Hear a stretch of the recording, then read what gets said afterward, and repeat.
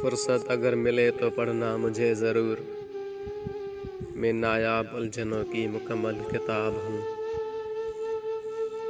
اپنے آپ میں مست ہوں، جناب میں خود پرست ہوں۔ سارے اوقات کے تماشے ہیں، کوئی اشا برا نہیں ہوتا۔ تھوڑی سی خودداری بھی تو لازم تھی، اس نے ہاتھ چھڑایا، میں نے چھوڑ دیا۔ میرے مزاج کو تنہائی راس آتی ہے، مجھے پسند ہے لوگوں سے فاصلہ رکھنا۔ محبت ایک ایسا خوبصورت جنگل ہے جہاں بہادر شیر ایک ہرنی سے مارے جاتے ہیں۔ کچھ بھی کہہ نہیں سکتا تیرا درد جو ٹھہرا، آہ بھرنے سے بھی قاصر ہوں مرد جو ٹھہرا۔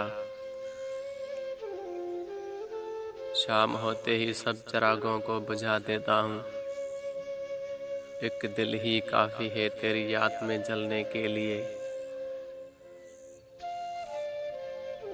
تم کو 100 لوگ میسر ہیں رفاقت کے لیے،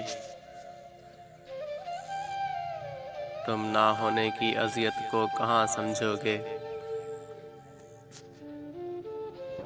اداسی اور مایوسی بھری ایک شام آئے گی، میری تصویر رکھ لینا تمہارے کام آئے گی۔ میرا رنگ روپ بگڑ گیا، میرا یار مجھ سے بچھڑ گیا۔